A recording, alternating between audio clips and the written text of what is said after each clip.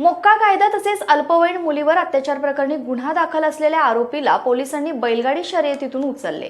पाचवड फाटा तालुका कराड येथे शेतकऱ्यांच्या वेशात शर्यतीमध्ये घुसून पोलिसांनी ही कारवाई केली।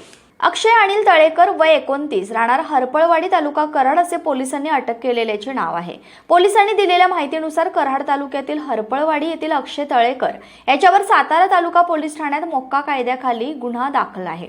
या गुन्ह्यात तो फरार होता। फरार असताना त्याने कराड शहर पोलीस ठाण्याच्या हद्दीतील एका अल्पवयीन मुलीला आमिष दाखवून तिच्यावर अत्याचार केला। याबाबतही कराड शहर पोलीस ठाण्यात गुन्हा दाखल करण्यात आला होता।